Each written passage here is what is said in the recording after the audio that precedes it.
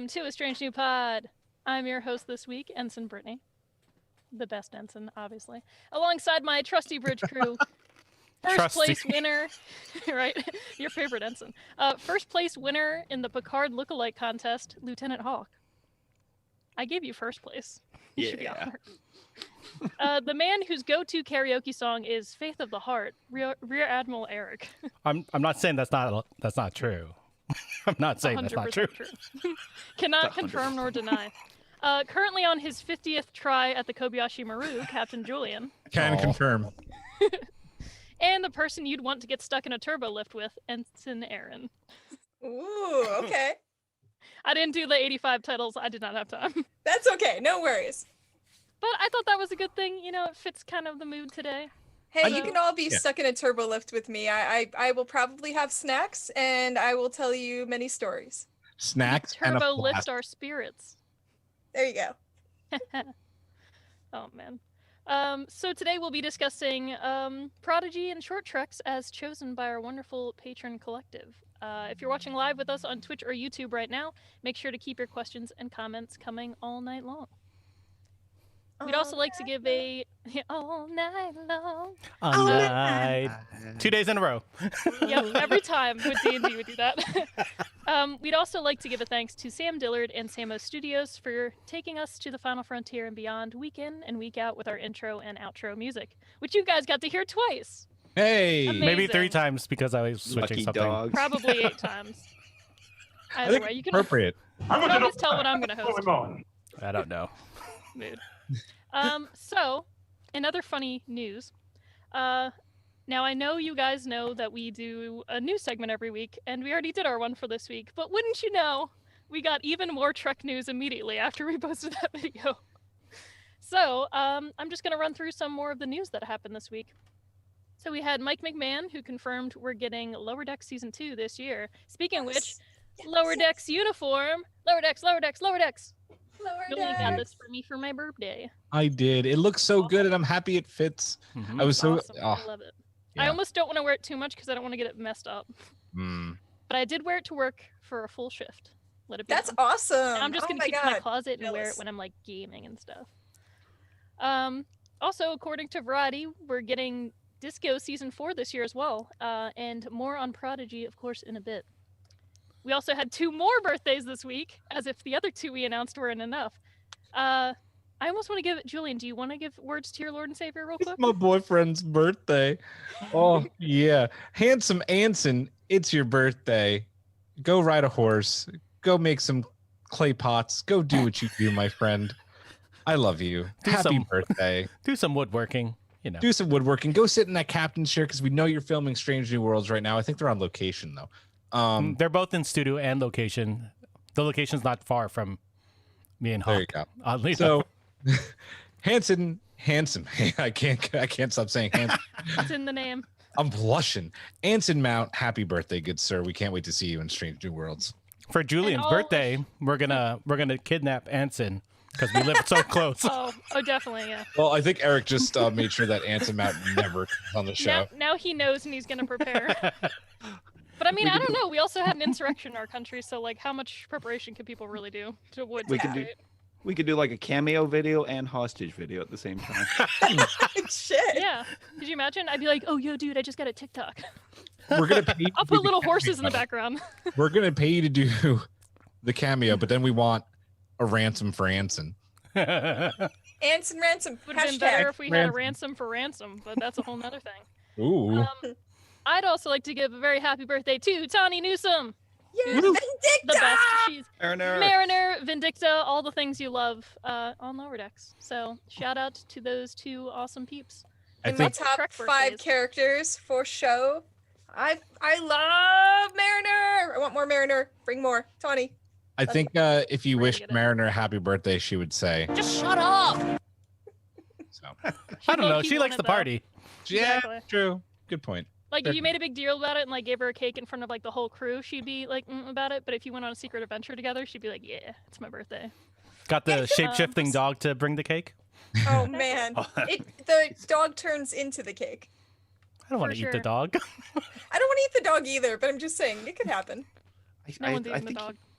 I think you could. Its eyes turned into bats. So Oh yeah, and they just like flew off. How does Yeah. that work? Do they We'll come never back? find that dog again. Is it like Odo? Does he like reconstitute into the dog? He does something. He We better don't come know. back next season. Yes.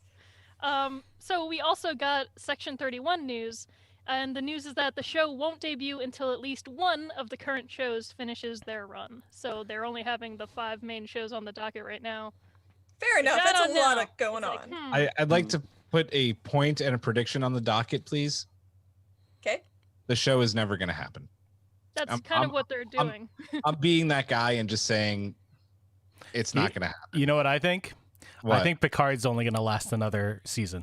I think so too. I think though that Patrick Stewart said he only wanted to do 2 or 3 seasons. Yeah. So yeah.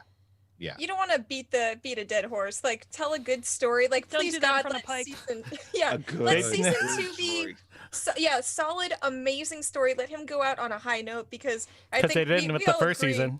No, they didn't. Womp womp. No, that was so. I mean, oh God, I hope season 2 take all the good parts of season 1, give us like a bomb story, and then just peace out because love Patrick Stewart, but like he's getting really old. Let him retire and be cool.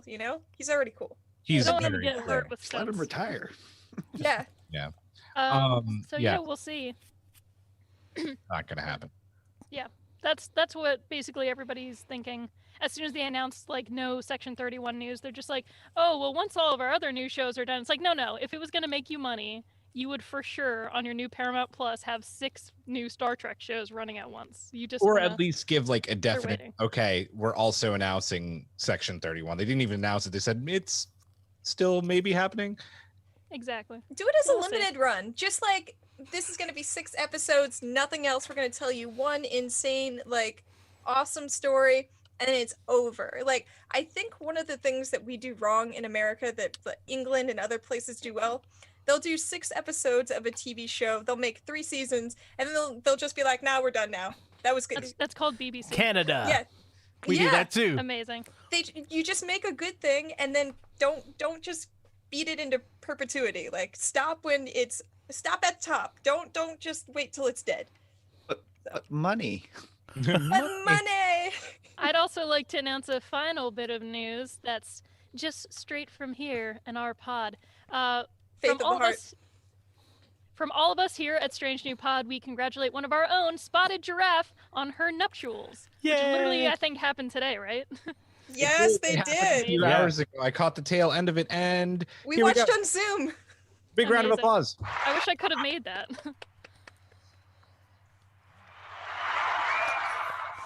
It's been Yay, a Giraffe. long road.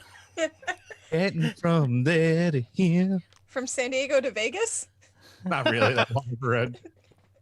Well, we're very proud, and congratulations, Giraffe, who I'm surprised is also still in the chat. Go Running enjoy around your the wedding. desert in leather boots. Looking Honestly, good. What a mood! What a mood. So, sending our love. So before we move on, Aaron, Yes. if people want to support our podcast and do different things, how can they go about doing so, like our Patreon? Well, let me tell you, if you want to support this podcast, you should join our Patreon because not only will you get access to cool things like the Patreon only channel in our Discord, but you also get to join us for special podcasts. You'll get to join Julian for learning how to make gifts and other cool stuff. You'll get to join us for our awesome Drunk Space 9.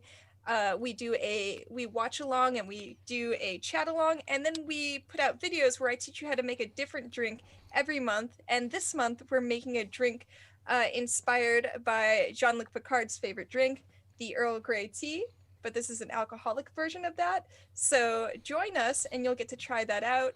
That's coming out, I believe, let's see, we're doing that on Saturday and the video is going to be coming out tomorrow. So I thought we were doing it tomorrow.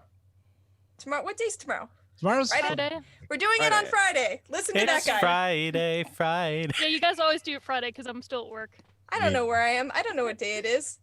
Star date 4792 Mark 3. I'm really Either- excited about the drink. Sorry, Britt. No, you're good. I was gonna say either way, it's gonna be Earl Great. It is going to be Earl It's Grey. gonna be so quality. Earl Grey. Cool. Shut up, Wesley. Yeah, this You're welcome. one's, I think, so this one we're actually trying a recipe out of the official Star Trek cocktail book, and we're going to do a series for our patrons, spoiler alert, and I'm going to review all of the drinks in that book, some of them directly through our watch-alongs, and some of them just independently, so you guys are going to be getting even more than just one drink a month, so just, get your bars ready, hydrate, try to hang in there. We're watching Darmok, so that's all you need to know. That's right. All you need to know. Erin, her book open. Drink Recipes in hand. flowing. Her drink in hand. Her Earl Grey hot. Oh, her Earl Grey will be cold this time. Well, yeah, I'd hope so. And speaking of our patrons, our wonderful collective, amazing people, Julian, who do we have to thank about supporting our show? So we have Simon Stager, Jeff Reeve, Mariah Gossett, Mag, Ann Bradley, Spotted Giraffe, and Spotted Giraffe, because you just got married, this one's for you. Lizard babies. Yeah. Lizard babies. Mitch Thatcher, Rob, Jen Stein, Tina Alexander, Joe Saporito, Noe Santos, Kang Hui, JD, Takako Nagumo, Kara Kennedy, Patrick Hazard, and Mark. Thank you guys. You rock. We are at 20. 20. So thank you so much. That means so much, guys. The collective is amazing. Yeah. And we're gonna collective even more. We are. We gotta collect them all. collective all Pokemon. And when you join the patron, here's another cool thing that our patrons have gotten this year. That was our pin for our patrons, designed by Erik and Julian, I believe. Just Eric. That's all Eric. Just Erik. Look at that. And Eric designed it. He's the best. Love this. I This is one of my redrew favorite things. him for that. He did. Badgie from scratch. Mm-hmm. What a pain in the ass. Shh, don't say it. He'll hear you. I'm gonna rip your arms off. So great. So yeah, I mean, if you're not already a patron, Join us. you want to join. You already know if you're watching us. And it's really cheap. Like where was it? One, She's like, two, cheap. and five. 5. But there has been talk of people wanting a higher level because some people are already paying more. So I said that when we got to 20, we're talking right now for some ideas on what extra perks we do at a potential $10 level called, because Rob had the idea, if we're going to do $10, we should probably call it 10 forward. So for our new 10 forward tier, but we're going to think about that a little bit more so we can make sure that we're, giving you guys the best bang for your buck. Yeah, we're not we just don't wanna gonna. rip you off. Yeah, exactly. We're not gonna cork you. Yeah, give me Ooh. all that That's what Latinum. matters. Oh, you guys know what? Okay, you guys are They gonna say laugh. I'm a Ferengi guy, but Did you guys already know this? I work at a jewelry store, and I was typing in, I was making jewelry tags today, and I was typing out platinum, and I was like, oh my god, did they come up with latinum? They just took platinum and took off the P, and they were like, latinum. Great. Yeah. Yeah. You guys all knew that? I didn't know that. I thought that was Brittany, great. okay. Brittany's Picard face palming right now. I love it. I loved it. I love it though. You know what? I love Sometimes, that you think about it because you're jewelrying. Hey, trying to you know what? fix my I didn't life. even know pickles were cucumbers until I was like 25. I was like, what? So sometimes you find out Well, things. sometimes it's for meant to be. Speaking of which, it's time for a strange new loop. I was not ready because I was know. going to soundbite Aaron with this. Disappointed. Sorry. What is that guy? Yeah, What's he's kind of- that? so that's Hercules. That's Hercules, who's not a Oh. good dude anymore. You Oh, know I he know he's an didn't work. asshole. But the soundbite is still funny. So Oh, it's so good. Oh, and the best thing is he messed up. He wasn't supposed to read that line. It just said in all caps disappointed, like he was supposed to act disappointed while he said the following line. What an So he idiot. literally read the stage direction, like the flavor text, and was like, disappointed! And you're like, bro. So it's an outtake from Hercules. It's not even a thing. Oh man. I gave that clip to Julian. you did. All right. Anyway, it's time for the strange new loop. You ever just like, I wish I could make that sound physically with my mouth, like as shrill and weird as it is, just be. God. I feel be like terrible. I hear that in my sleep. Like there are certain sounds that you hear in Phantom, and I feel like that's one of them. It wakes Antigram. you up at 2 a.m. So, after seeing the Prodigy lineup, if you could add any other species of alien to this lineup, or extraterrestrial Star Trek species, whatever. Could even be real life extraterrestrial species, whatever you're into. Who would it be and why? Don't say Neelix. I'll go. I know you're all tempted to say Neelix. No, Just because saying. I think the middle dude is a Neelix, but we're gonna talk about that. You think so? Yeah, I think Well, okay, we'll see. I need to build the pick again. So I'm gonna preface this by saying I really love that there's no humans in this crew, or even like humanoid-looking people. I think it's great. Having said that, I love Romulans. I just love them. I love their sneaky spy bullshit. And I really want like a young Romulan kid who maybe just like, he doesn't have a home anymore. I don't know when this takes place, so I'm gonna assume maybe after the supernova, maybe not. It doesn't matter. Young Romulan kid who's like, I don't want to have to do with any of this spy crap. I'm gonna go be on my own, and joins this ragtag crew, because you don't see a lot of lighthearted Romulans. So I want to see a Romulan come into his, her, their own. It doesn't matter. I just want a Romulan because I like Romulans. Fair. Does it have to be Love in it. Star Trek? Or can it be anything? not? I mean, I added Yes. even real life, but We're not Okay. even fair. sure depends on how who much of the these History aliens Channel are. you watch at 2 I a.m. know what I would pick. Unless someone else wants to go.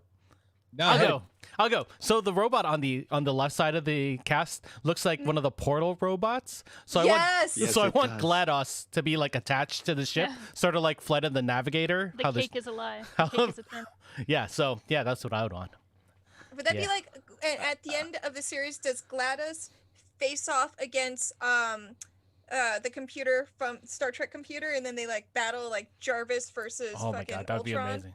Or it Oh. could I be mean, the they Flight could. of the Navigator computer. Then Pee Wee Herman can come back and do the voice. No. La, la, Okay. la. Oh I no, do you love go that. Hawk. You go I Hawk. love that funky robot though. Oh my god. So I'm looking at this cast and that, and I see like, it's an all alien cast. Cool. They're taking over a starship, and that which Alien is, rights. it's a big ship, right? So I'm thinking that there's needs to be somebody who has something unique to offer. So I'm going to choose someone from the Calamarain. Remember from Deja Calamarain? Q? Yeah. Just kidding. They're non-corporeal Calamarain. gaseous beings. They emit some kind of weird radiation rays and that. And I think you need some of that biodiversity in this, just for, if they're going to be out there having adventures on their own without a huge complement to the ship. So my nomination is the Calamarain. Nice. Okay, so I have thoughts. Julian, I disagree. I don't think this guy is Talaxian. I think and I could, I'm wrong about everything. That's like my thing on podcasts. So He What, you mean like lacks Gorjo? the correct vibe. listen, IRL, that's what should have happened. But I like the Nah. way it went instead. I'm happy to be wrong. I'm happy I'm always wrong. Listen to my other podcast, I'm wrong there too, all the time. But in my thought process where I don't think this guy's a Talaxian, I noticed that all of these aliens, like, they're new, right? We don't really know these guys unless you guys know something that I don't. And we don't see Captain Janeway in this. And so we don't see Starfleet insignia or anything like that. I feel like this has got to be why'd they pick Janeway? Janeway's used to going to places and dealing with shit that no one else can deal with, right? Delta Quadrant, she made that work. So I think this is going to be some sort of like, it's either like space or time or like folding dimension bullshit, brand new species. So I think what I want to see is we've got this like robot guy, but I think something else like that. I want to see a life form that's not what we're used to, something that's intelligent, and maybe it is this guy, maybe I'm just being redundant, but I want to see a life form that isn't something that conforms to what we're used to and sort of helps, because this show's for kids and helps expand the way we think. And yeah, that's where I'm at. Like the aliens from the Dark Veil. Speaking of aliens from the Dark Veil, we also have some really good answers over on Twitch. Takako says they'd like to see E.T. Yes. I like this choice. They're in Star Wars. They Hey. are. It's true. They could be everywhere. Reese's Pieces right here. We can attract some. Yum Yum Pod says, give us more Baul. All right. Okay. Like it. Lexi says, I can never pronounce these guys' names. Are the Catayans or the cat people? Wasn't it Sure. Haitians? Cations? maybe that's right. Someone's gonna tell me I'm wrong later. Engineered, I think maybe responding to my Romulan comment says Narissa. Yes. Rob says maybe in Adosian, the weird species that Lieutenant Arix was in the animated series. I know who they're talking about. Who he's talking about. Yep. And that's it. Good stuff. I like it. You forgot the best, which was Takako Twitch saying Marvin the Paranoid Android. Oh, I did not see that comment. I allow it. It did not show up for me. I like it. I just want a good old-fashioned salt vampire to show up. Like the shaggy, like, hair, and then just the... It's not Nancy Bones. It's not Nancy. I want a good, like, going on. I think that would be fun if it just, like, was a little part of the crew.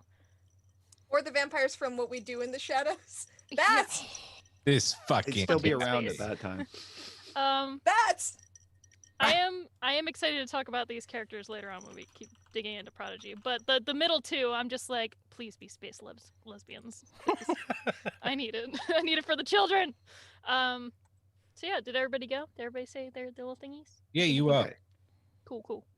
So, diving into Prodigy. Paramount, of course, dropped its first look at the crew of Prodigy this week.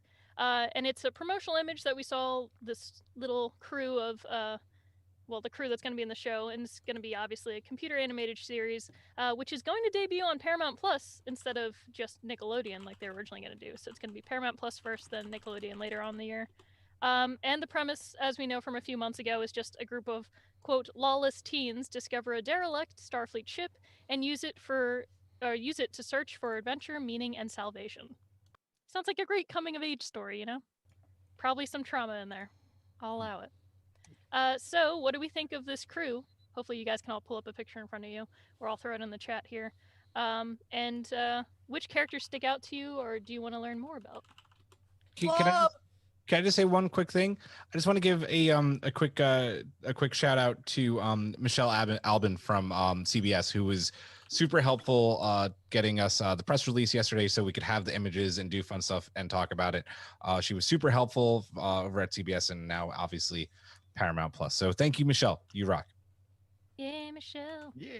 We've had good experiences with them. I mean, Julian, you ended up being in the was it the lower decks? You got to be in that that cool, you got the press pack and everything? Oh, I didn't get the press pack for that. That was before I think we had access. But they're good folks over at CBS and Paramount. So super helpful. Yep. We like you. I like the blob. I want that gives me vibes of what's his name from oh god, you guys, I can't remember. From Orville? Bob Yaphet. from Monsters and Aliens? Yeah, I was gonna say Yaphet, but yeah, that too actually. I like the way he, she, they look. And I'm interested to see how a life form look, I'm just answering my own questions. That is can this thing be like Yaphet and just be anything, and like form of a bucket of water or whatever, get into the system? Wonder Twins powers activate. Yeah, so how is that gonna work? I hope it's voiced by Norm Macdonald. Yeah. Oh my god, that would be He's amazing. all the blobs. Yeah, He's just some broken parts here on the ship. All the blobs in all of sci-fi. I do have to say I cannot wait, and I think it's already happening for all the freaking like clickbait assholes out there who are already like, oh, it's just a complete ripoff from Yaphet or from the Orville. I'm like, come on, guys, just like Yeah. Let us enjoy all of the things. let We can like everything. Let us have a nice blobservation here. just stay in the basement and leave people alone and don't yuck their yums, please. Just I don't. thought it was funnier that people were like, where's Janeway? And I'm like, the whole point of a promo image is to not have Janeway. She's going to be in the show. That's why they announced her forever ago. Why would She's they going to be show in the her? computer. It would, aside from that, it would detract from the whole, the crew. So it's like, no, you have to do a promo image of the crew. Then you can show her later how she's going to look in the show if you even do it. Why even show people it, don't right? understand You want to how be surprised by her. Yeah, but exactly. the general public, I feel like they just have gotten worse during the pandemic. They forget how promo works and that animation has a purpose and people know the jobs they're doing. So it's stop complaining about writing, stop complaining about game devs, stop complaining about animators. Just consume, please, and shut Yeah. up. Well, we're bored and we want the info now. I want it Exactly. So, like, now. where's Janeway? And I'm like, ugh, I'd be annoyed if they showed Janeway. Nobody would talk about the crew. Yeah, Yeah, exactly. let I there don't be wanna some see it. excitement. Build it up. Anticipation. Hype. Going exactly. back to the monsters real quick, or not I don't know why I called them monsters, the characters, because the big chicken dude kind of does look a little bit like a monster. But Yum Yum Cool. Pod, I think, is thinking what we're all thinking, saying, I hope the big rock monster is the nicest one. I think he's gonna be. Yeah. I'm pretty I think sure that- he's gonna be Baymax. Well, I think Oh, he's that's so bad. that's the current trope that happens in kids things. Is to Yeah. teach Yeah. them that like people that look a certain way aren't going to be scary. So I mean, look at him. He's waving and smiling. So Adorable. or them. I don't know. I'm not And- going to assume rock person's gender. Hello, Middle Uncle. character looks like the middle character has very like Jedi vibes with the armor. It's sort of like partially sort of like elven, but also has that sort of like, I don't know, Jedi. It just with the armor, it gives me Ahsoka vibes actually. I like the that little tattoo side. arm. Kind of- It's like the sisters in the Clone Wars. Oh yeah. Yeah. So that's actually who I'm more excited for, and I know Lexi's excited for them as well. And I don't know, they just have a really cool, just like very, I don't know, like mysterious look about them. I like the dreadlocks, like you said, Eric. I really dig the tattoo. Their whole uniform. Dude, it would be awesome if they were a non-gender conforming character. I'm getting that vibe. And- Cosplay. Yeah, Yeah, too, for sure. Oh my I God. hope I'm like, those tell two me are these are siblings. non-binaries. yeah. I hope they're siblings. But Those I'm, two. Oh, I'm, that'd be cool. I'm most excited about them, or I'm just gonna call this one the pale one. The pale one. I'm excited. I think for the they pale them one. is good right now. But Yeah. we don't know their gender because Yes. then we're not assuming. Did anyone Yeah. play the Jedi Fallen Order game? So good. You know that Yep. mechanic pilot guy? Yes. That's the vibes I get off the mechanic guy there. Oh yeah. He looks like him.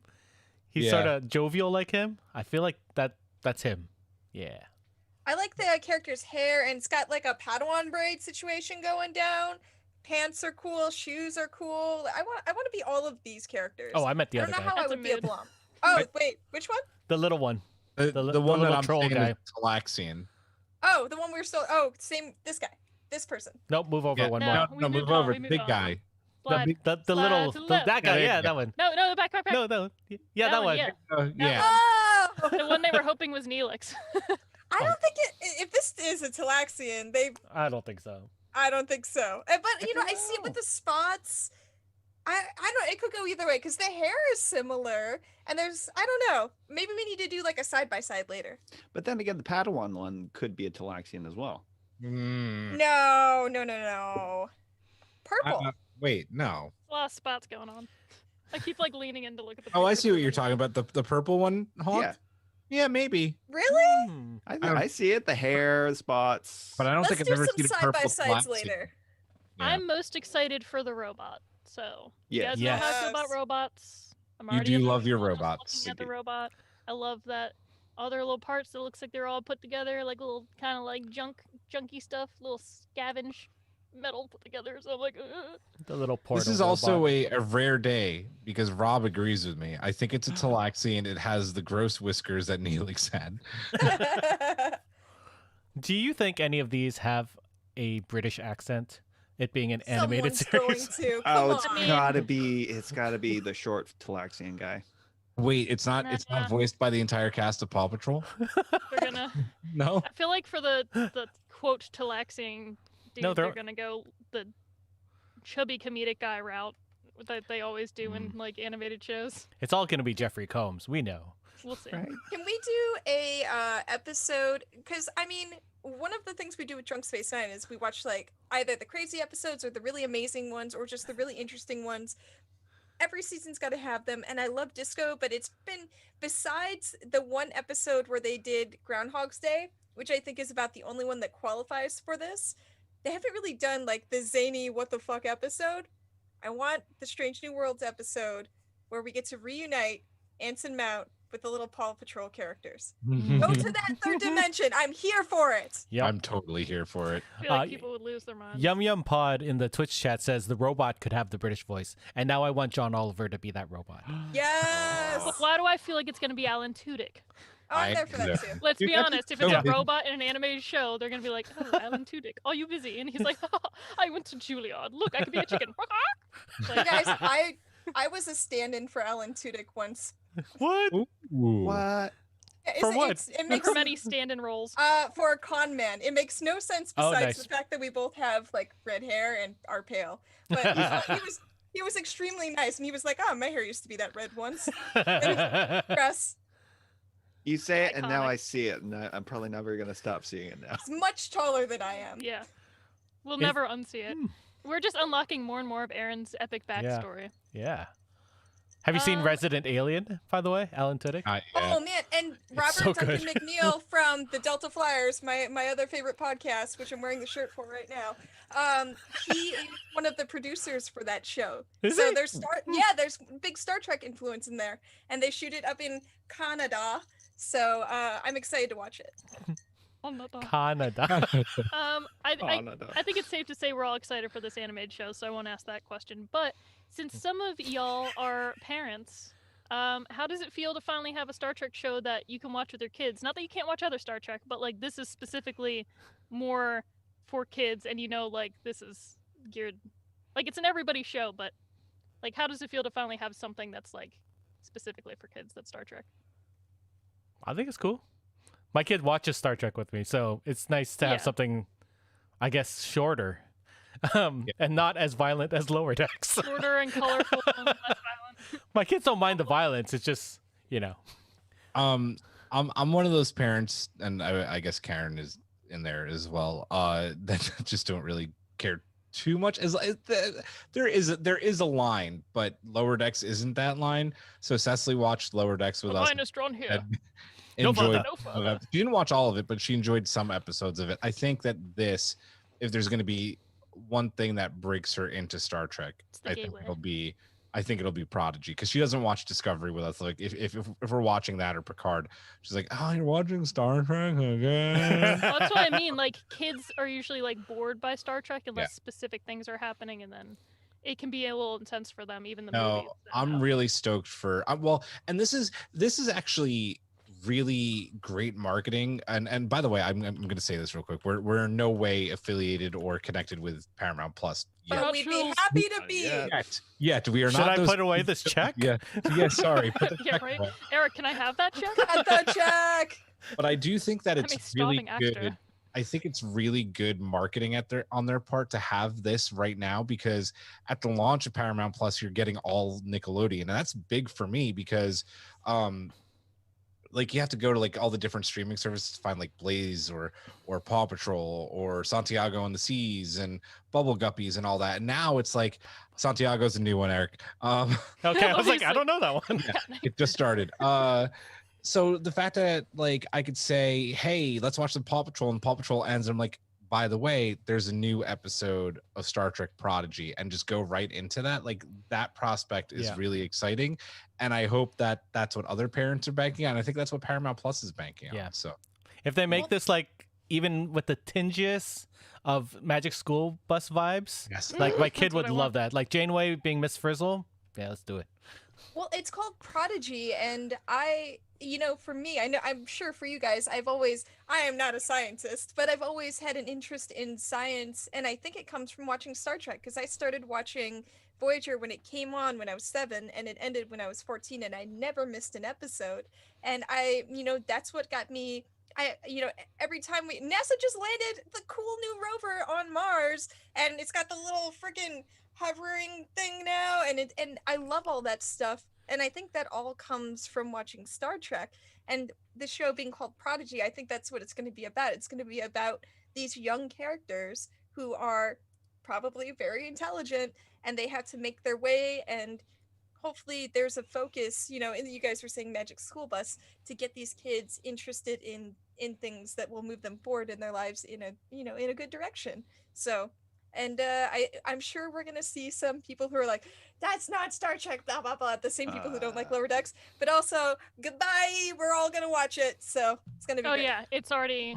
I'm queued up to watch it. I was like, an animated show, right up my alley. and And I think- Lexi, sorry, real quick, Brittany. Lexi brings up a really good point on Twitch that Prodigy has the potential to be something truly special for the franchise. Because, like, listen, we didn't have a choice growing up, but that's not a bad thing. Like, I love the fact that I grew up on TNG and then went back and watched TOS. Like, that's what I had. But the fact that kids are going to be able to have both this and Lower Decks to a certain extent as well. Like, yeah, I think Prodigy does have that really big potential to be special to both Trek and just animation in general as well. It's a gateway. Yeah. And it's going to be their thing. Like Voyager was my thing. TNG was your thing. I think somebody else said that DS9 was their thing. There are going to be kids in 15 years, 10 years who are like, oh man, Prodigy was my gateway. That was how I got into Trek. And then they're going to be talking about Treks that have never even come out or haven't come out yet. And we're going to be like, oh my God. So cool. If just throwing my 2 cents, yeah, this is going to be the perfect way to get kids interested in Star Trek and that, not that there's anything wrong with watching TNG with your kids and that, but like they're watching stories about adults doing adult stuff, Mm-hmm. So this is the perfect way to get them into the universe and that, and hopefully like kind of pepper these little ideas in their mind and that, science here, science there. So yeah, I think it's going to be a blast if you're like a 6-7-year-old. For sure. I remember when I was younger and LeVar Burton dressed up as Geordi on Reading Rainbow, and I was watching with my younger sister, who's like still fairly young at the time, and she's like, "Why is he dressed like that?" I'm like, "Oh, he's on an awesome TV show. We should show you." And she's like, "Yeah, I like Reading Rainbow."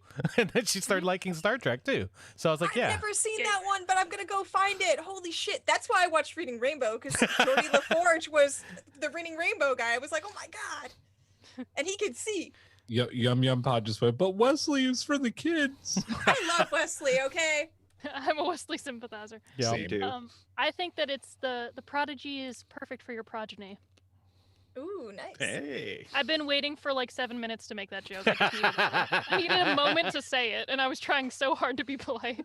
Your calm and collectiveness to hold that in just shows no bounds. Amazing. You can always tell when I go real quiet, it's because I'm repeating the phrase in my head so my ADHD brain doesn't lose it, because I'm like, keep the joke, keep the joke, keep the joke, keep the joke. And then when you're done talking, I'm like, She's in uniform. She's all professional right now. She's I'm ready. very If professional. I had one of those Olympic title cards with a 10, I would give you a 10. Yeah. Oh, I Nice. like that you got I would just your hope you hold it up with sleeves- my lines. You got your Oh, sleeves yeah. pulled up Mariner style. I like it. You should have saw me at work yesterday. Like it actually is hot in here, so I am gonna unbutton. But like it was so hot at work that I like literally was like this all day, just like had it like half unzipped, like arms There you like go. rolled up. I'm like going through like comic stacks and like organizing. Well, that's not regulation. So we need to have cosplay night on the pod, and we'll get all of the people who are watching to also we can have them tweet out their Everybody dress up. costumes, and then like maybe at the end of the episode we like pick one of the people wearing costumes and give them something. Blessed, My idea. maybe. So I assume, are we all getting Paramount Plus? I Yeah, already have it. We already can. have it. I was gonna say I'm gonna be using Julian's Paramount Plus because I already pay for too many streaming services. Well, PBS isn't watching. here's the catch. just kidding. Here's the catch. Probably So again, not affiliated, but I am going to say this because it's important. Right now, if you're not a CBS All Access subscriber and you go and subscribe to CBS All Access for what, like the 10 days left it has, not even, it's like 8 days actually. If you do it right now, if you use the promo code Paramount Plus for their annual yearly, so it'd usually be $100 for the year, you'd get commercial free for a year for $50 using that promo code. So that's like a steal, Aw, in my shit. opinion. And for I those might of have us who to already get it. have it, we're effed. Yeah. Well, I mean, so no, I canceled, and then Sorry. this is what they don't want you to hear. I used a new email and signed up with a new email. Julian was like bold of you to assume. See, Um, okay, here's my one thing. I signed up somehow, I don't remember, through my Amazon Prime, so I cannot figure out how to separate those two things because there's no just, like, separate login. and subscription. Yeah, and it's like I tried to watch it at somewhere else and log in, and it just ends with me like wanting, like throwing things and just like In your Prime settings, there's the subscription settings which have all of the things you subscribe to. I only know that because Like I have a Fall Fire Guys? TV, so I've unsubscribed from Mine's on stuff. my from there. Fire one. Okay. Yeah, so check there. Okay. Toasty. This It has was been lit, like man. a rage situation in my life, at least like 6 times in the last year. I mean, we might help people in the chat who are also like, It's how true. do I get my stuff? Yeah. Hey, There you Hawk, go. have you Yes. have you signed up for CBS All Access in Canada? No, because pretty much everything I wanted to see on CBS All Access is already available on Crave, which I'm paying like Yeah. an exorbitant amount of money every month for. Don't pay for CBS All Access because there's nothing on it. I Yeah, went on it to look for stuff, yeah. and I was like, "There's shit on this. There's Jeopardy. Nope, not anymore." And then I was like, "God damn, it's garbage. It's garbage." RIP Canada.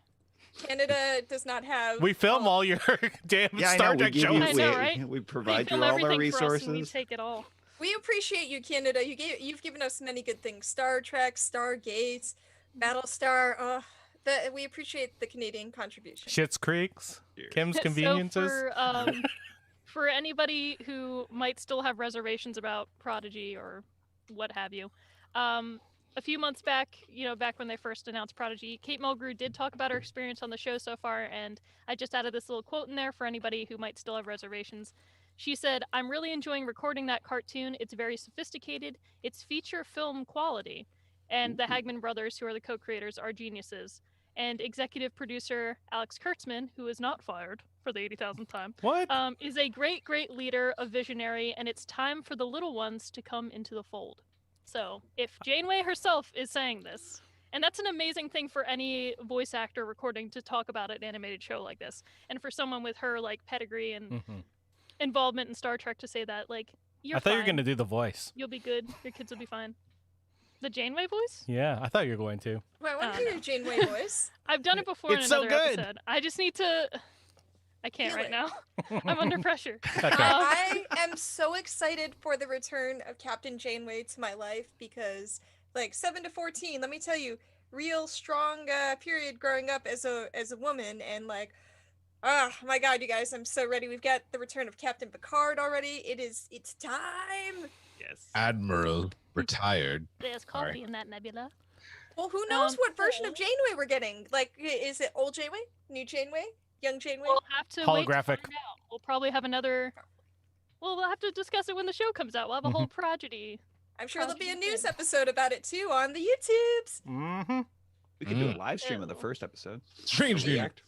Strange New News? Is that Yeah. what it's called? Stay Strange tuned new for news. Strange New News for more You guys have news heard about Star Strange New Trek. News, right? Oh, the SNN. SNN. Yeah, Yeah, Strange see? New News. The You're most welcome. trusted I came up source with of all. news. SNN. Can I read Um, something quick? Lexi wrote, "Canada forever, the bullied little sibling." R.I.P. America's just Canada's pants. But that being said, our patron collective also chose for this episode our main segment, which is short treks. So we're just going to talk about all the different short treks that have come out, maybe give our ratings or how we felt about the episodes, and talk about what ones we'd want in the future. So I'm glad that you chose this patron collective because I finally had the reason to watch short treks because I feel like since we started the show, everybody mentioned how much they liked them, and I was like, I haven't seen them. I still haven't seen them. So now I have. And for those of you that don't know, Short Treks is an anthology series that consists of several shorts that are around, like, we're between 10 and 20 minutes. And they use settings and characters from Discovery and other Star Trek series. Of course, it received positive reviews and had a few award nominations, including a Primetime Emmy. So, you know it's good. So I have them all listed here. I'm just going to read some of them. Maybe some of you guys can read synopsises with me if you have it up. But I'll start with the first one. Hey, real quick, just want to say a big shout out to NY Rowlight and Rob, who NY Rowlight set up our whole watch along last night for all the short treks on our Discord collective, and that was a lot of fun. And then I think Rob took over doing all the countdown, so it was awesome. It was so much fun. Yay! Well done. Discord. Join our Discord, guys. Sorry, I We're always couldn't- on there watching stuff. It's like, it's in a time where we can't really gather to be able to have conversations. It's like going to the movies with your friends, but you're allowed to talk during the movie because we're chatting. Doot-doot. Okay, so I actually have these in order. I did not watch them in order. I didn't realize that until too late. But the first episode was Runaway. Following a discussion with her mother, Sylvia Tilly encounters a young Zahian. Zahian. Okay, I was like, "Ja" or "za." Zahian stowaway named Mehani Ika Hali Kapo. That lady? The Yep. queen, Very- right? very Yeah, good. yeah. Oh, Poe for short. Tilly, who is accustomed to taking orders from others, decides to make decisions by herself to help Poe return home in time for her coronation. Classic BFF stuff, you know? Hmm. So, thoughts on this episode, guys? She was. Any favorite moments, hated moments? It made more sense watching Discovery when you see her in it after watching this episode, right? I know Yes. people that had never watched this and is like, "Who is this chick?" I'd be like, "Well, there's a whole thing." Yeah, because then you wonder when Tilly's like, "Oh, it's my friend," and you're like, "When did you meet? Did I fall asleep during that scene? Like, Exactly. when did it happen?" That's what I liked about it, though. It was almost like, okay, I have to go figure this out, and like internet, da da da da da, and it makes you go seek out a thing, and then you're like, oh my god! If you didn't know, you're like, oh, look at all these short treks. And I remember when I found them out, because Julian, it's your fault that I jumped into disco. That I started watching it, and then it was like, oh my god, the short trek. And then I think I was just texting you the whole time that I was watching. I was like, oh my god, this is amazing! But I really liked her, and I thought that was a fun way to learn about a character, either retroactively or not. But I love that. We love it for her. I love these. These give the show an opportunity to just kind of take a beat and just focus on one character. And this was great to kind of learn a little bit more about Tilly. And that we people had always kind of seen her at the beginning of the show as like a little out of place in Starfleet, and this kind of gives us a little more background as to why. I think I made a comment in that during the stream, and that is like how is her mother treating her like a redheaded stepchild when she already has a stepdaughter? I understand. Womp, Yeah. womp, womp. I think that it shows that Tilly is absolutely the kind of person that Starfleet needs, and because she's there, it's the type of person that they bring in to the fold. And I think that that's one of the reasons that, especially like we see now disco being in the future, it's exactly what Starfleet needs. We don't just need this like specific person who's this box perfect military person. She's a complex person. She's young. She might be at that point she's very inexperienced, but she knows what she wants. And she cares about people, and she understands the difference between right and wrong. And I think that it's this nice little capsule of who she is, and I really like it. Then it's a great test for her in that, because like really this is sort of a first contact moment in that, and I think anybody else probably would approach it like with hostility in that, and she just figures it out like it's like a little puzzle for her she has to solve. yeah, and what I love about this one isn't even necessarily like the episode itself, which is fantastic, but the fact that both Mary Wise and I'm sorry I don't remember the actress's name who plays Poe. They're both theater kids. They literally grabbed her from theater. I don't think she'd been in any screen television or film yet. They just grabbed her version. There's like you got like Mary Wiseman and her and the actress who plays Poe, like just going off against each other. And you sometimes you just know when it's like people from the theater if you've been in theater, and I absolutely love that. Poe is played by Yadira Guevara Prip. Thank you. Damn my slow computer. I was doing the same thing. Don't worry. We all care about the actors. Date of birth, May 22nd, other- 1995. God, no. Too much. Oh my God, so close in age. I'm a 94. But anyway, any other thoughts for that episode? If not, I'm just going to keep moving down since there are quite a few to cover. Ice cream's delicious. Done. Anybody want to read Calypso, the synopsis? Or do you want me Yeah, to I do do. Calypso. The USS Discovery has held position in space for 1,000 years, and its computer system, Zora, has become sentient. She retrieves a passing escape pod carrying a man named Kraft.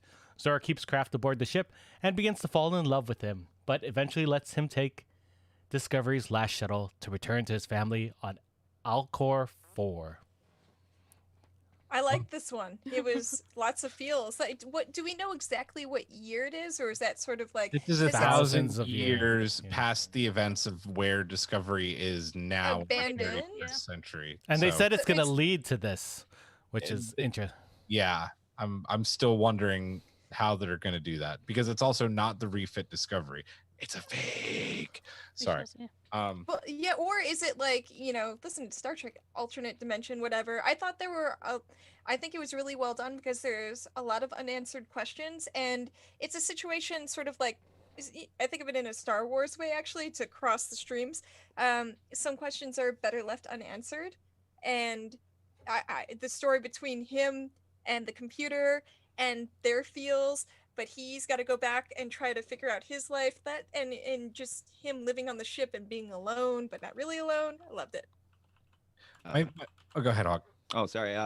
There was a big discussion about this episode on the stream the other night, and that because I know I can't remember who first suggested it, but then Spotted Giraffe picked it up, and because the classics are her bag. This was the Odyssey, and Calypso was a reference to the port in the storm that Odysseus finds. This woman who finds him when he's hurt, nurses him back to health, sends him on his way, and that, but cannot return with him. And the entire episode is just like it is a great little kind of retelling of that story. She one of the mythical nymphs. Son, daughter of Titans. Anyway, get on my level. My favorite moment from this entire episode is when he's starting to feel for home, right? And he's looking out the window in the mess hall, and Zora just keeps making the mess hall feel like Alcor 4.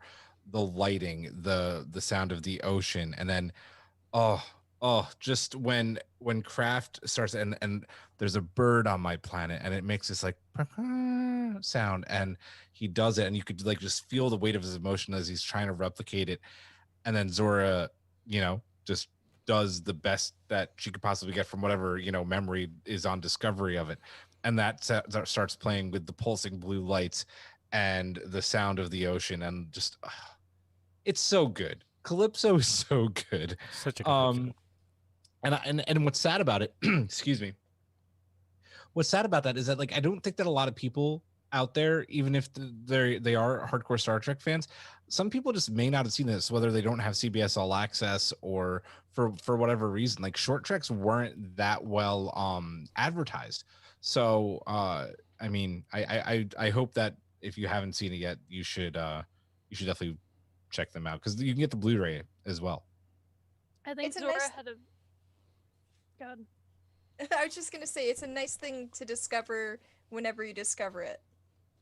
Lots of Discover puns. Oh damn! Damn it! You're welcome. Yeah, I wouldn't have known about short treks unless I had done the show with you guys, because I've only been able to see it through CBS All Access, and I didn't even know about it when I watched the Discovery seasons. I'm trying to remember what I was gonna say. It was a shitty pun. No. I got it. So, okay, I do love this episode, and it got me all like teary towards the end, and I really did ship him in this damn ship, and I was like, why didn't you just marry the ship? Why do you have to go back to your family? But I get it, because plot and humans. Felt a lot like a Black Mirror episode. I did love the fact that it's all just like basically the story of Odysseus, like it is the Odyssey. Like you can feel that reference the whole time, and he's gonna eventually leave. He's just being entertained for the certain period of time. That being said, love Taco Tuesday. The fact that she kept providing all this food and different services for him. I mean, Zora really was craft services, and we all know craft services is the most important part of any film or TV show. Just the idea that Taco Tuesday, I live in California, Taco Tuesday is a big damn deal. Taco Tuesday and brunch. The idea that Taco Tuesday would make it into possibly the 4100s or whatever the fuck, I'm here for it. I love that she's like from the Mexico region of Earth, and I was like, yes. Hell yes. But yeah, I had to go the roundabout way to make that joke again, but I got there, just like Odysseus. Just like Odysseus. I really did love this one though, and especially, oh man, the old movie too. That just like is reflected then in like Discovery when the ship is like trying to make sure everybody's mental health is okay, and they're like, let's show this old movie, and they're watching like Charlie Chaplin or some shit. It's so Star Trek though. They love the classics, man. Like Picard, and he's always talking about Moby Dick and well, yeah, shit. they always assume people like Classic from music. oh, you're a Klingon. Do you know about this? You know Shakespeare. You know that. Like, why? No, realistically, other alien species don't have to learn about all of our shit. One day I want them to be like, Do you know this classic, Serge Tankian? Right. What am I worried about? It's like, do you remember the Doctor Who? It was like the second fucking episode of the revival with Chris Eccleston, and they had like, we have this device. It is called an iPod, and it's a jukebox, and they're like, we're gonna play a classic American song, and it was like "Toxic" by Britney Spears. Yeah. No. Yeah. That's what I it's know. gonna be. That's my biggest fear in that. It's like, when like you get to this point in the future and that, and they start referencing classics and that, it's like, are any of you familiar with the Fast and Furious? Britney, bitch. Yeah. But Have the you guys- thing is, Brittany's ahead of her time because like we're learning all about that toxicity now. Yeah. That's right. Um, Go ahead. I just want to say on Twitch, Takako is talking about how there's now a second new taco place in her Queens neighborhood. It's called Taco Tuesday, and I'm just like, yeah, that's probably because they closed down all the good like little corner pizza shops in Queens. 'cause Taco it's Monday is over. sad. Mhm. Mm, Taco Wednesday never happened. yeah. I forgot love. what I was saying. I mean, hopefully it's authentic, but I highly doubt it because every time they close anything in New York and make more, it's just like white people. The caucasity. We're sorry. I do love Calypso though. That's a high-ranking episode for me. It was Mhm. very nice. Also, wasn't it directed by the same guy that did the first episode of this season 3? Yes. Olatunde? Correct, Alatunde. Yep. I could feel it. I was like, who's directing this? And then the end of the episode happened, and I was like, yes. Yeah. So I liked it. So Any what's our other next thoughts? one? Oh, sorry. I'm like, let's you go. You can read the next one. Go ahead. Oh wait, hold on. Oh wait, I'm are not you gonna ready. do Oh, the I Wait, can I'm read ready. it. I'm ready. Oh, Okay. oh. The brightest star. Woo! On the planet Kaminar, Saru wants to learn about life outside the pre-warped society of his village, where his people are harvested as food by the predatory Baul. Saru is able to send a distress signal into space that is answered by Lieutenant Philippa Giorgio, who takes Saru to join Starfleet. This was another one that was like, I I love it. can't believe I didn't know that this was part of it. Like, what a cool way to tell so much about his story without like putting this into the show and like punching into like the bigger story. That's why these short treks are so cool. But I don't know. I loved his planet and his people, and I feel like they reference this in Lower Decks when Mariner like gets those lizard people out from being eaten by the whoever the hell's because they just want to lay on rocks and get the sun. I was hoping that they would do more episodes like this with the rest of the Discovery crew. Like, I would love to know where they all came from. Maybe one day we'll get all those short treks. This was I know this is gonna hurt Brittany's soul. This is probably one of my least favorite short treks. Yeah, I You know. say that to Doug Jones' fucking 3D printed Get face. Out of You say here! that to his. I- You say that to his face. I got so Love- mad I was yelling at the I computer. want to know what the hell is going on. I'm not It's playing. okay. It's okay. You can allow it. I'll It's allow not it. bad. It's not bad by any means. It's actually really good. I feel like this could have been a quick flashback. Like this probably could have been in an episode. I feel like it didn't need to be a short trek. And It was like 12 minutes. Yeah. It's like it was literally done like that. I was like, oh, cool. It was so quick. Yeah, not my favorite. It's still good. I like my favorite part's the end when Giorgio's like, "Come with me if you want to live," and and he- He's even doing With a stock hands shotgun? right now. Weird. yeah, and he does, and he goes and joins Starfleet. The end. It would be great if she showed up with roses and was just like, dun, dun, dun, dun, dun. I'd run away from her in an arcade. Ah, shit. I love this episode. Yeah, it's it's perfect, to learn Saru's backstory and that, and to continue on with the classical references and that. I think this is, I said this the other night, I think this is Prometheus, the story. Him finding a piece of technology, challenging the order of the gods and that. And we also noted that there was a little reference to an old TNG episode called Pen Pals. Yes. Pen pals. I thought there were vibes of Nog joining Starfleet here too, because First of its kind.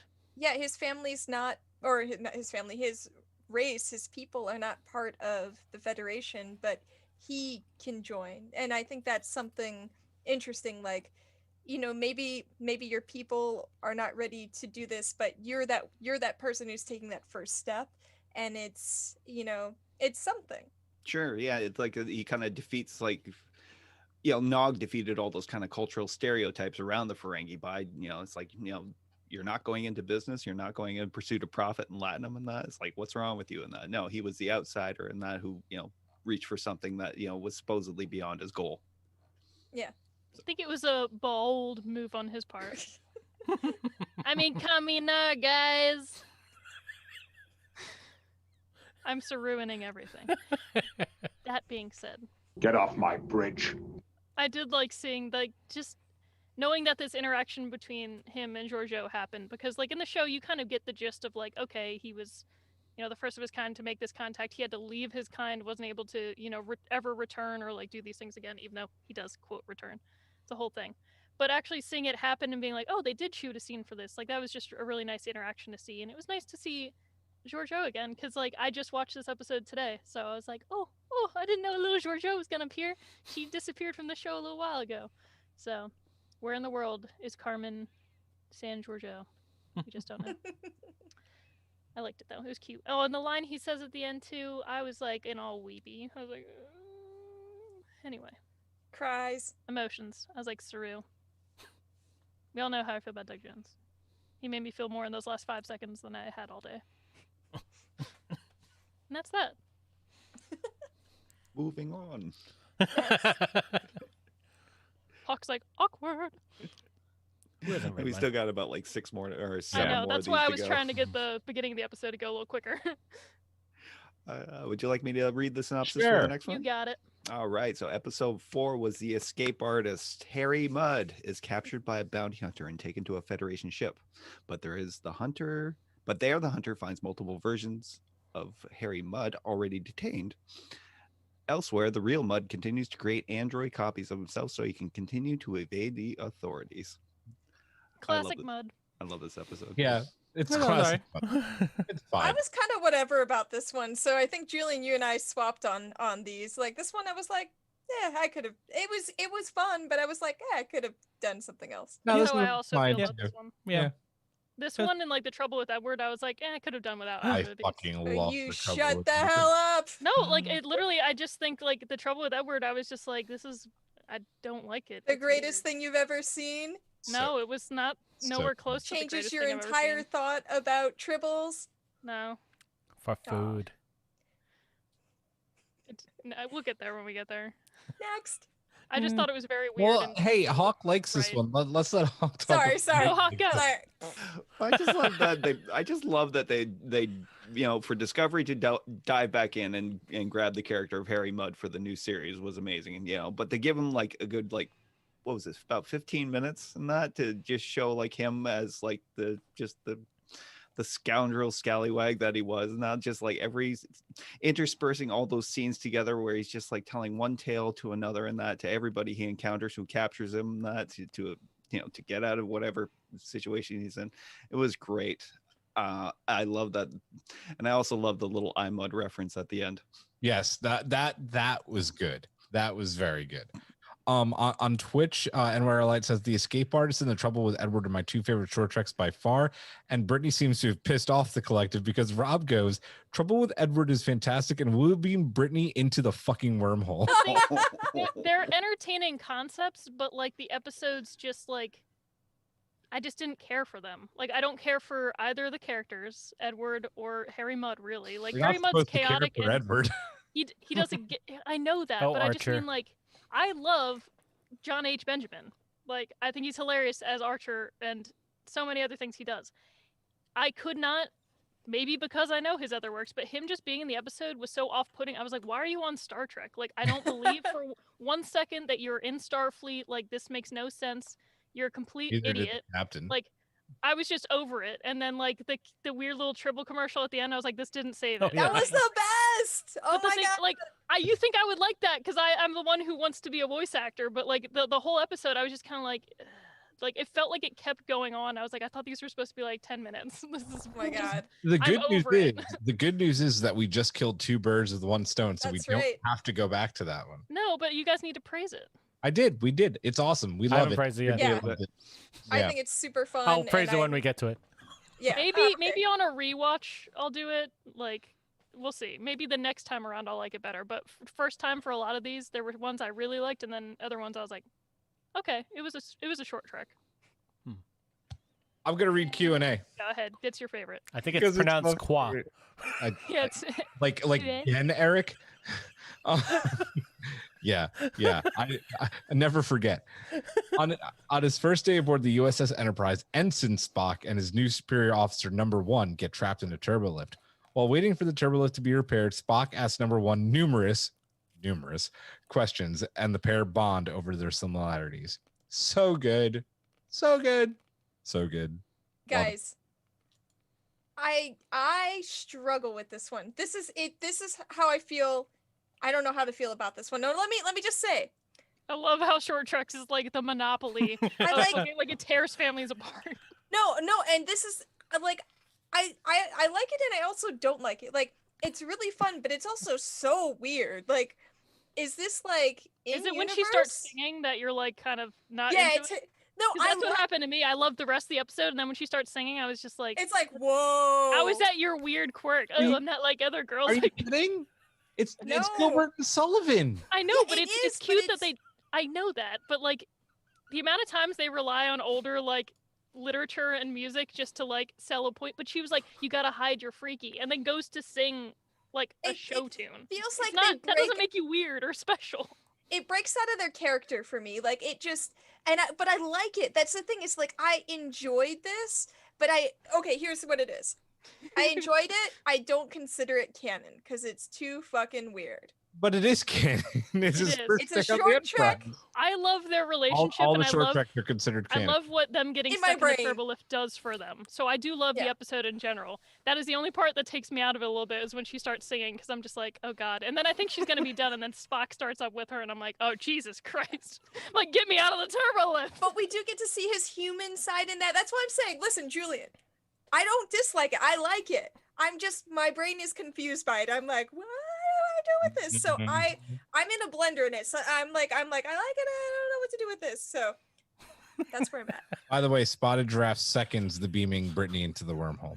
Damn, Brittany, you are getting beamed out. I love how I'm usually a fan favorite for my shitty puns, but because I'm like not tonight.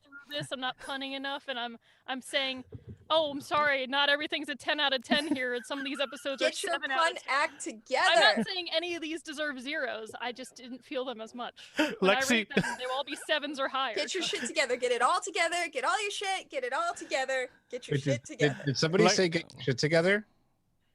Yes. Did somebody say that? Get your shit together. It was that. Thank you. That's exactly what I was going for. Oh, okay. Lexi on Twitch wrote, "Short Treks broke the podcast." It has broken the podcast. We're just all saying we prefer some episodes to others. None of us are saying like, oh, this is the most divisive. Divisive? Yes. Yeah. Divisive. We've ever. Divisive? You hate this. He's like, we are divisive. Also, how are you going to put Q in the title of an episode and not have Q there? Oh, get out of here. It's Get questions out and of answers. here. I'm just being I'm pretty sure now. it's qua. Shut up, Eric. Okay, get out of here, Canada. Shut up, Wesley. It's Canada. It made me want to watch Strange New Worlds so bad, though. I will say that. Yes. Like watching it, I'm just like, give them to me now, inject them straight into my veins. Can I read the next one? Yes. Number Hawk 6. can give his opinion. Oh, sorry, Hawk. Did you want to? I did one Qua? before. No. Did you want to talk about Q&A at all?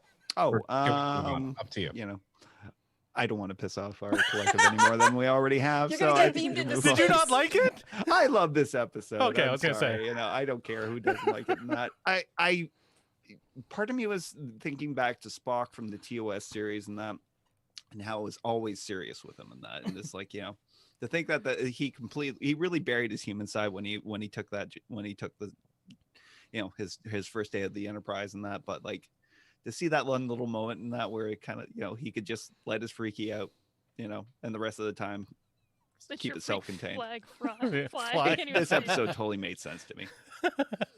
There we go. All I right. like it. I like it for their characters. Don't worry, guys. It's still up there as one of my faves. Dear God. Number 6, The Trouble with Edward. On the USS Cabot, Science Officer Edward Larkin tries to solve a planet's food shortage by genetically modifying tribbles against his captain's orders, creating a species that is born pregnant and reproduces at a dangerous rate. The cabin is overrun and Larkin dies when he chooses to remain behind while the rest of the crew escapes. I mean, we already said it. Most of us like it. It's fun. I love the commercial at the end. And I actually, after this, I went back and watched some of the other ones to see if there was like an end credit scene I was missing. So they kind of like planted that seed in my brain. A space seed? Yeah. But just the little kids eating the little tribbles. And yeah, I really like this one. We had fun talking about it in the Discord, but I feel like, we said it earlier, some of us love it, some of us The best do part not. of this entire episode is the last 30 seconds when she's in front of the Starfleet Tribunal and they're like, and you lost a member of the crew, and blah, like, what do you think went wrong? And all she says is, he was an idiot. Yeah. And it's like the best fucking line ever. Is. So it's so well delivered. Yeah, we haven't mentioned. Oh, sorry. To me, how comedic it was. Yeah. We haven't mentioned that Lynn Lucero was a good character. Like, I like that captain. She was played by Rosa Salazar, Love her. who's a phenomenal actress, right? Yeah, she is. She's fantastic. She was. Bring her back. Yeah, 100%. I would love to see her in Strange New Worlds. You guys know I love lore. So the fact that they use this to build upon tribal lore, I get that, and I respect that, and I liked that part. I just could not get into Larkin as a character as much as I like the actor. It was just weird. It felt like they were trying to do like The Office or something, and I was just like, what is going on here? Like, Lower Decks, I like the comedy with that, and I like some of the comedic aspects of Star Trek already. It just felt like so off to me, and I didn't really enjoy how the episode felt. Like, I didn't feel like into it. And then he died at the end, so I was like, yeah, it's pretty much what he deserved. And then she was like, he was an idiot, and I was just like, yeah, well, yeah, voluntarily. But, yeah, it was just like, other than the triples, that was like, nah. Rob just wanted you to know that he still loves you, Britt. He will shed a tear as he operates the transporter control. So you just wanted to make that like the one time I don't say what they say. Putting you in the once again, I'd still give this episode a 7 out of 10. I'm just saying it was weird I for think me. people are also just having a lot of fun at your expense. I wouldn't take it too personally. Also, Spotted Graph with a good point. You are always one idiot away from utter catastrophe, which is absolutely I know that. correct. But yeah, I don't know. It just wasn't doing it for me. Fair All enough. the episodes, That's though, fair. like I said, deserve a 7 and above. Just most of the ones I really like, I'm like 10 out of 10. Yeah, watch there was again. no garbage. I also watched. Let it be known, this is the first time I watched all these, and I watched them all alone. I did not watch them with a chat. I didn't have fun conversations. So, different things affect how you enjoy media. It's like when you go to see a comedy and you're not in a theater full of people that are laughing. Sometimes you're at home and you're like, oh, that wasn't as funny as I thought. But if you had like 3 people over, then you're like actually cracking up because you hear the other people laugh and it makes it more fun. So, totally. I digress. I love the meme they're using. I love that meme where he's like, I'll shoot you through a fucking wormhole. Like, that is my favorite Cisco meme. So, I applaud you. I'm gonna do number 7 because it's my second favorite too. Ask not. When Starbase 28 is attacked, Cadet Thera Sidhu is given care of a mutinous prisoner, Captain Christopher Pike of the Enterprise. Pike attempts to pressure Sidhu into releasing him, but she refuses. Pike reveals that this is a simulated test, and by passing it, Sidhu is accepted as part of the Enterprise crew. Love I it. actually like this one. I thought it was very, like, sneaky Pike. I love it as an episode, but IRL, it would be a horrific, terrible thing to do to someone, trauma-inducing, and an awful way to test. So I think IRL, it's horrific, but as an episode, it's awesome. I've seen what Starfleet does to, Starfleet's done some really fucked up shit to their cadets in the academy and makes them go through shit like this all the time. So this doesn't shock me. It's also just so well shot, and Anson, I can never say a bad thing about that man. Is such your love. Such a good actor. Oh, I love it. And she's fantastic too. And I'm praying that she is in Strange New Worlds working as a cadet in engineering, because she's like the Tilly of the Enterprise. She got accepted, so her like command training program, or her semester abroad is in engineering aboard the Enterprise, which is pretty freaking cool. I hope she's in the show because I just love how steadfast she is and the fact that she's like, "Sir, move away from the door," and you're just like, "Yeah, go off, phase him if you gotta," and then she doesn't have to, and she's just like, "Was it actually like legit or not?" Yeah. And he's just like, "See ya at the bridge," and just like takes off. I think it was loaded. And it I was set to don't think it kill. was loaded. It was I set think to kill. I'm that's with a Britt. big risk. You guys, no way. No, Why Pike- would you? It You would was set to never stun. risk a cat. Yeah, to stun, fine, totally, but not to kill. No way. No, That would be no. a big risk for a test. No, Pike set it to stun, and he was just like, "Will she really pull the trigger though?" She was about Stun to. totally. Yeah. That's why he was like, "Okay, we're good." Like as soon as he knew she was really gonna pull it, he's like, "Woohoo! We are over. This is no Kobayashi Maru." Though Rob thinks it is. Great segue. It seemed pretty in line with the Kobayashi Maru and the TNG thing where they forced Wesley to choose who to save even though he was like 15. This test wasn't extreme. Fucked up. I loved it. Agreed. It's a good epi. Aaron ruined this for me the other night because she kept calling bullshit on the entire episode. Sorry. It just bothers me. Like from a trauma perspective, I'm like, this is not how you make good officers. This is how you made paranoid fucked They up only people. recognize trauma in Discovery, though. Remember, in every other Star Trek show, they expect everybody to be fine after 2 episodes. Well, the funniest thing So- about it is like, at the end, it's like, congratulations, you made it into engineering and that. And it's like, would they do this for everybody on the ship and that? Like, it's like, congratulations, you made it into janitorial. Hey, how many episodes Rob have you the seen 4 shit out of this engineers place. have Damn to it, face some Gene. shit? Keep cleaning up Leland, Gene. Yeah, what did that guy have to do to get on the Discovery, the ship with the secret spore drive? You don't want to know. All right. Ephraim and Dot. I'll read it. So, Ephraim and Dot, a tardigrade looking for a place to lay her eggs, crosses paths with the USS Enterprise and is attacked by a repair drone named Dot. When the Enterprise self-destructs, Dot helps save Ephraim's eggs, and when the eggs hatch, the pair travel with baby tardigrades together. It's so cute. It's a little baby tardigrade. It's for kids, man. I think Yeah, this is that's the one. the kiddie one. I like that This one. is like pre-Prodigy, right? Like show it. You can watch it with your kids. I thought it was sweet. It was a fun story. A little, like it felt very what's that Disney movie with the Whimsical. Lilo and Stitch. no with in this space and there's like the Oh, cute Wall- Wall-E. Oh. Wall-E. Wally. Love that movie. It's probably one of my favorite Disney movies of all time. Dude, it's so good. Yeah, I totally got the same vibes off of this. It was totally Wall-E. It was, because of no dialogue and it was all physical action and comedy. And, for what it was fantastic. Yeah, the good job on the animation, whoever did that. Thanks, Rob. I do that voice really well in real life. I'm glad it transcended over this mic. That was really good. Thanks. I was obnoxious when that movie came out. It'd be known. Okay, so the next one is the girl who made the stars. Oh. Young Michael. Sorry, did I jump in No, front? I love this one. Me thought it was too. Oh my god, this is like the perfect story to tell a little girl or any child, I think in the future. This is like a future lullaby. But anyway, young Michael Burnham's father eases her fear of the dark by telling her a story about a young African girl.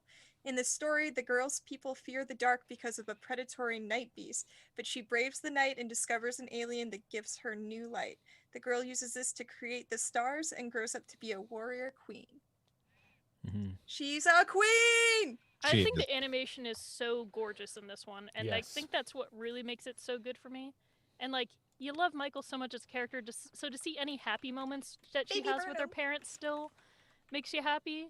And you kind of get this point that she's like always this driving force. She sees the hope in everything and really stands for what Starfleet is. And to know that like the darkness has always been something that terrifies her, and no matter what, in the face of darkness, she has this drive, and like it makes sense for her as like an adult, where you're like, it's a believable thing that this is a story her dad told her, and like this is how she's grown up after this, considering all the trauma even from her childhood she's faced. But man, it's gorgeous. Feels. It's just so Yeah. pretty, and I'm just like, woo. It looked like a Pixar film. It's Yeah, like pretty one of much. those. Yeah. Yeah. And it had like sort of like an enlightenment vibe. It's about people who use fear to guide them. And I think that's a story that's always relevant.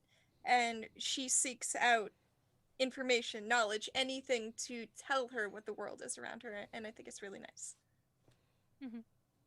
I love young Michael, and I love the dad narrating, and it's the same dad who played the dad in Discovery. I didn't know so good. that. And I love the little like continuity things to like keep up with the story, that he was wearing a Section 31 badge, and just, you know, showing more and more that Michael is this, like, even though that maybe isn't actually Michael, but you know, that Michael is this amazing, strong, just strong woman, just amazing and beautiful, and black is beautiful. That's what this is all about. And I love it all. I love it. And the You little can find ancient the light aliens reference. inside. Sorry, Hawk? What was that? And the ancient aliens reference in it. Yeah. Is there? Alien. Yeah, Yeah, well, we'll- you know, throughout this story about, you know, like a fictional night beast and that they, you know, they kind of gave a name to the darkness and that, and you know, as she goes on her journey and that, and you can that thing that she was given by the aliens and that you could see after she was given this gift and that these creatures warped out Oh of the yeah. system. Yeah. They repaired their ship, and then they And they're went. like, I also like how the creature kind of had like the floating vibe of like how the angel looked.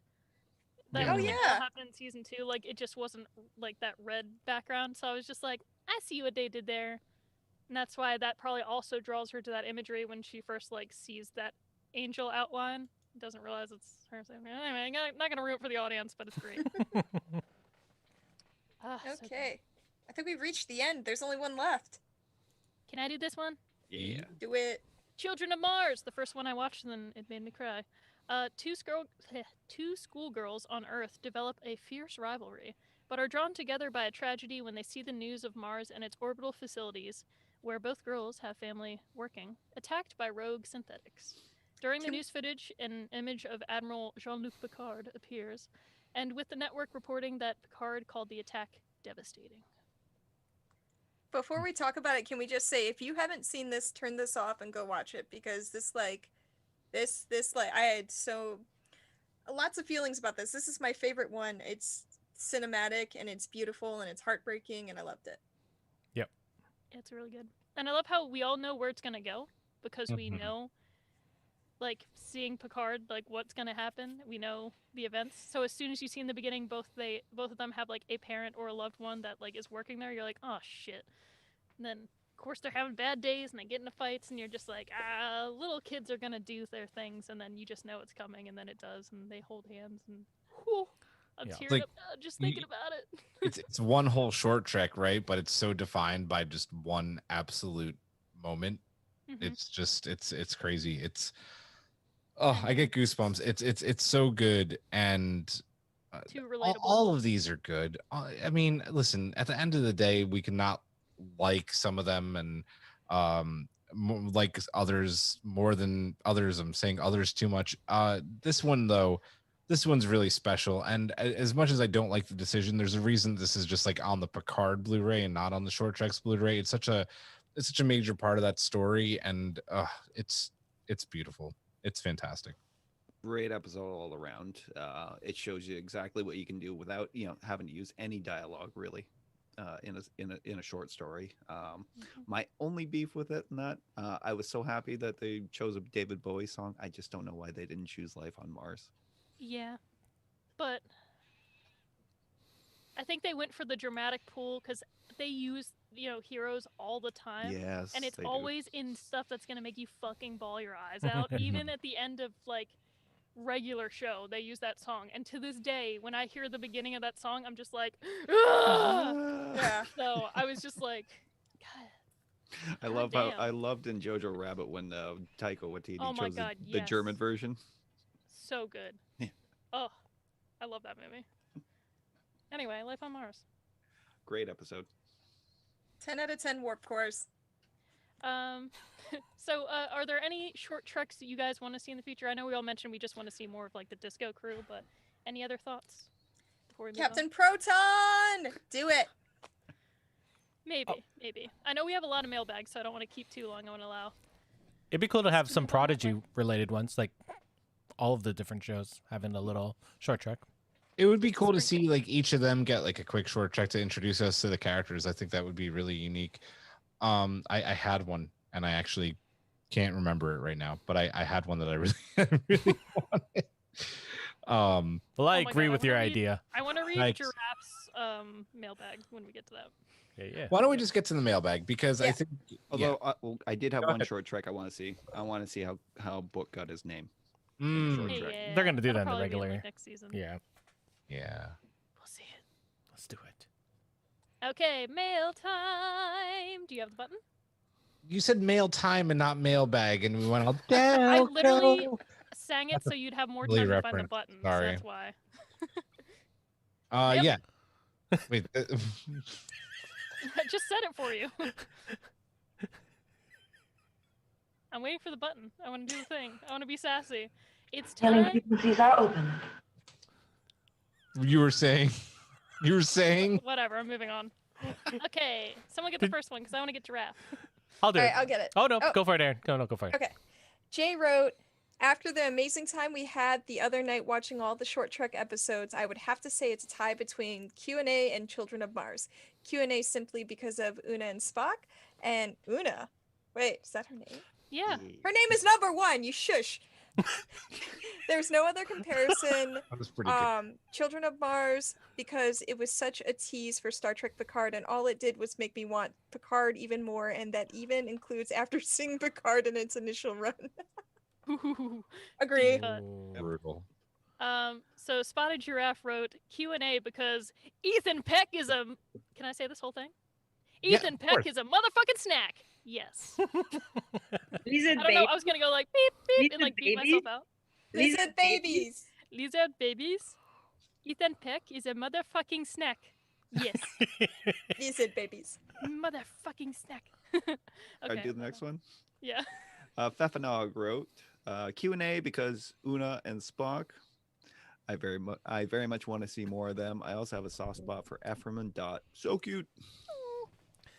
Mark wrote, Runaway. Runaway is a brilliant, elegant double helix take on the heroic journey with Tilly and Poe, each being the hero of their own tale and also weaving into each other's story as a mentor. Writer Jenny Lumet is the daughter of Sidney Lumet and the granddaughter of Lena Horne.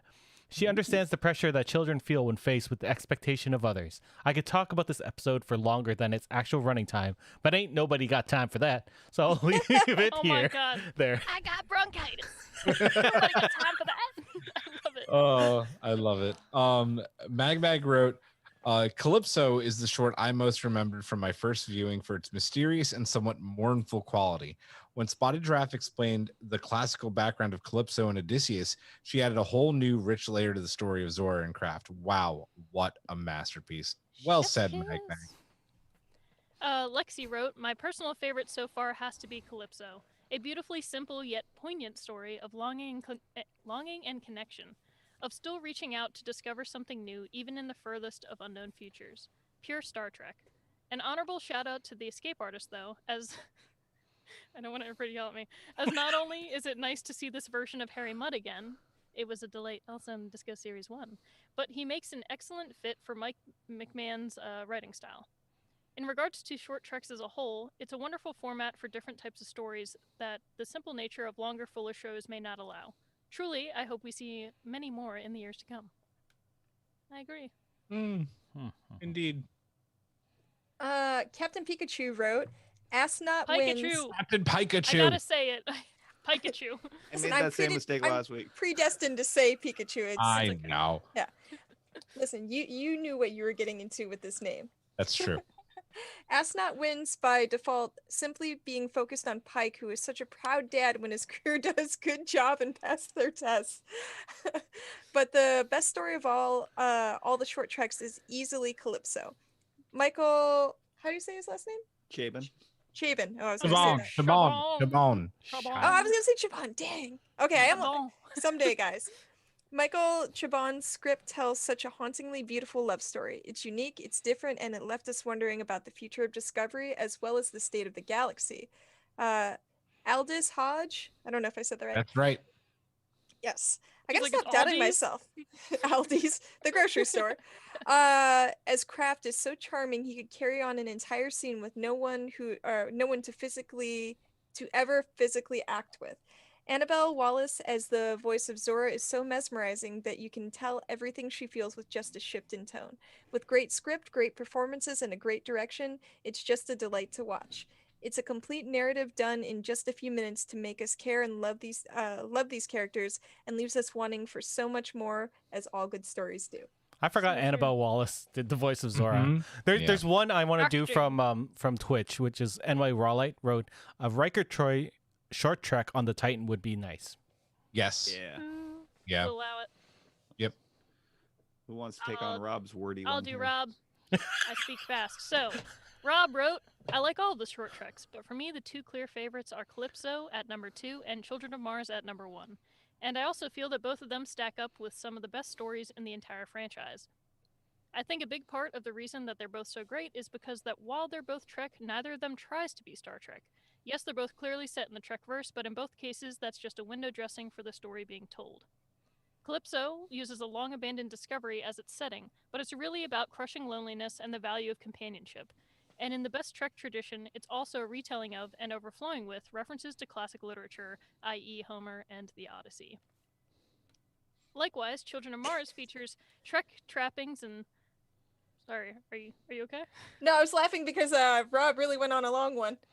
Oh, it's good. I like it. Yeah. Likewise, Children of Mars features Trek trappings like shuttles and Vulcans, but that's not what it's all about. It starts out with a story of two kids fighting at school and then dramatically shifts gears into that moment of shared trauma that everyone has experienced, i.e. 9/11, the Kennedy assassinations. Choose your trauma from whatever decade you're from, guys, honestly. If you live in the US, we all got it. And when everyone living through it knew right then and there that the world had suddenly and irrevocably changed. That's what I love about these two short treks. In seeking to tell stories bigger than Star Trek, stories that are universally understandable and recognizable to all of us, they end up becoming the very best kind of Star Trek stories. Minor correction there, Brittany. They only assassinated Kennedy once. Did I say assassinations? But what you don't know... No, just kidding. I'm pretty sure if I did, I apologize. I meant to say assassination. Actually, considering well, Bobby. Bobby, I was gonna say Yeah, too, though. Okay. I mean, a lot of My people have been bad. assassinated. That's for our other podcast, The Yeah. Assassinations of America. That's Okay, our. we're almost that's done. our- Let's close our- it out. Hold on, real quick, because I'm gonna forget it again if I don't say it. Go Stop. ahead. Damn it. I remembered my short track. I want a Bones from the Kelvin verse of a day in the life of Leonard McCoy, of like patients coming in, him just be like Carl Urban just being a douche to all of them and be like, I'm a doctor, not a bartender. Or I mean, he kind of is a bartender too. And just like being his awesome Carl Urban Bones self. I think that would be a really fun short track. Anyway, sorry. He'll bartend to your wounds. Yes. I'll read Yum Yum Pods.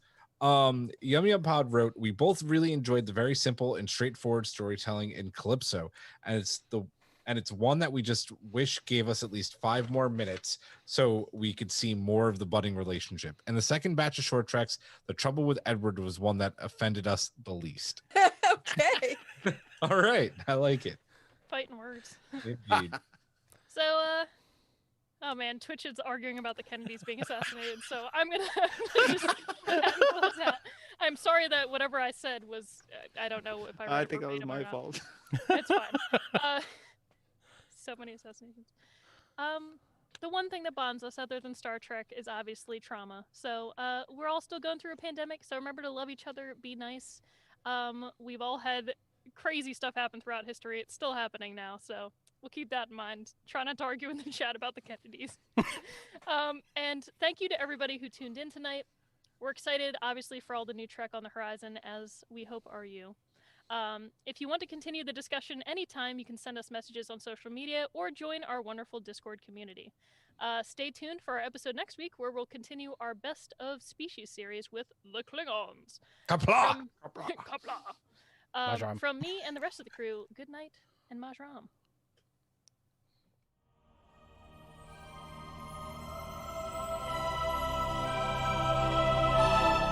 Thanks for beaming into our podcast today. If you want to keep the hailing frequencies open, you can subscribe on Apple and Google Podcasts, YouTube, and Spotify. Like what you hear? Put in a good word with Starfleet and leave us a 5-star review.